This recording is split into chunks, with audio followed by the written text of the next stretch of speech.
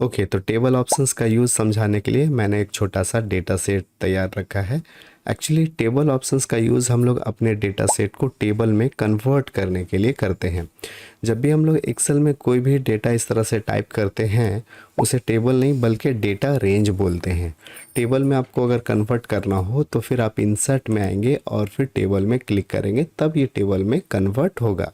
और पहले जो होता है इससे पहले उसे हम लोग टेबल नहीं बल्कि डेटा रेंज बोलते हैं। टेबल में कन्वर्ट करने के बाद बहुत सारा फैसिलिटी आपका बढ़ जाता है।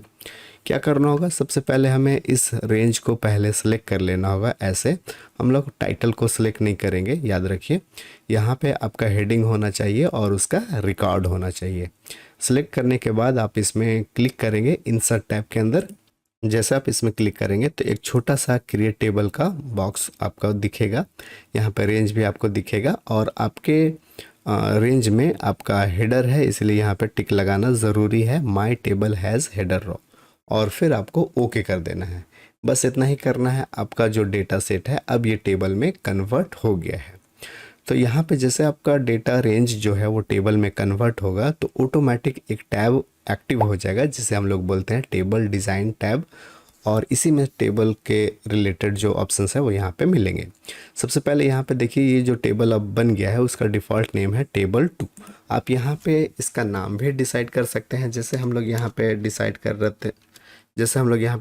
लेते हैं HRMIS, ये हमारा टेबल नेम होगा। एंटर मार देंगे तो अब ये टेबल का नाम हमारा HRMIS है।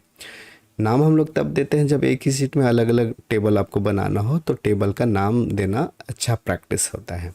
इसके बाद क्या है कि जब भी आपका डेटा रेंज टेबल में कन्वर्ट होता है तो एक फ़िल्टर बटन आपके डेटा में ऐड हो जाता है।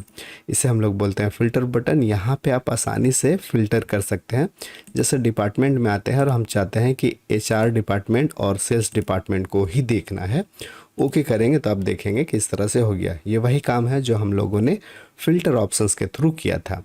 तो ये तो एक हो गया फ़िल्टर। मान लीजिए अगर आपको फ़िल्टर नहीं रखना है तो यहाँ पे आप फ़िल्टर बटन में क्लिक करके इसे हटा सकते हैं, तो ये फ़िल्टर बटन हट जाएगा। फ़िल्टर बटन को हटाने से पहले यहाँ पे सारे डेटा को हम लोग लेते आएंगे, यहाँ से हम लोग करेंगे पूरा और फिर इस तरह से ओके करेंगे तो सारा आ जाएगा। और तब उसके बाद यहाँ से फ़िल्टर बटन को हटा देंगे। अभी यहाँ पे क्या है कि यहाँ पे आप हेडर रॉ भी देख सकते हैं, ब्लेंडेड रॉ भी देख सकते हैं। हेडर रॉ मतलब क्या है कि जब आप इसमें क्लिक करेंगे तो इस तरह से हेडर रॉ हट जाएगा, फिर से क्लिक करेंगे तो विजिबल हो जाएगा।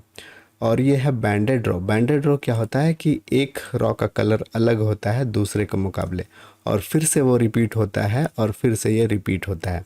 इसे हम लोग बैंडेड रॉ फॉर्मेट बोलते हैं। इसका क्या यूज़ है, इससे हम लोग कंपेयर करने में आसानी होता है। जैसे राहुल शर्मा है, इसका जो सिटी है वो दिल्ली है, अगर सेम कलर का रहेगा तो कंपेयर करने में थोड़ा सा मुश्किल होता है। अलग अलग कलर से सेपरेट कर दिए हैं तो देखने में थोड़ा अच्छा लगता है और कंपेयर भी आसानी से कर सकते हैं, गलती होने का चांस कम रहता है।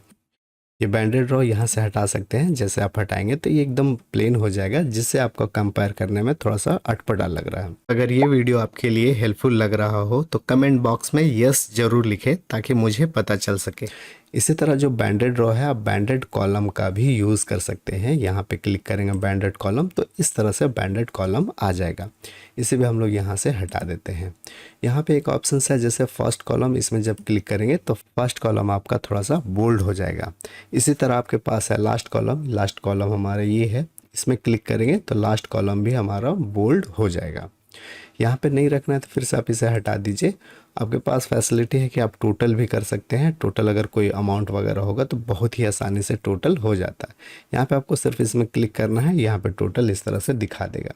यहाँ पे कोई नंबर नहीं इसलिए ये काउंटिंग कर दिया है। काउंटिंग में ये जो टोटल सेल है वो 10 है, इसलिए यहाँ पे 10 लिखा हुआ है। कोई और नंबर वगैरह होता तो यहाँ पे लास्ट में टोटल यहाँ पे दिखा देता। तो इस तरह से हम लोग टेबल बनाते हैं। टेबल अगर आपको नहीं रखना है, डेटा रेंज था उसमें हमने टेबल कन्वर्ट कर दिया है, अब टेबल से फिर से डेटा रेंज में कन्वर्ट करना है तो फिर आपके पास यहाँ पे एक ऑप्शन है कन्वर्ट टू रेंज। इसमें क्लिक करेंगे तो आपका जो डेटा रेंज है जो कि अभी टेबल में है वो फिर से रेंज में कन्वर्ट हो जाएगा। जैसे इसमें क्लिक करेंगे एक बॉक्स आएगा, आपको यस कर देना है और ये आपका जो टेबल है वो आपका डेटा रेंज में फिर से कन्वर्ट हो गया और फिर आपका जो टेबल डिज़ाइन का जो टैब है वो ऑटोमेटिक हट जाएगा। तो उम्मीद है गाइस ये वीडियो आपको पसंद आया होगा।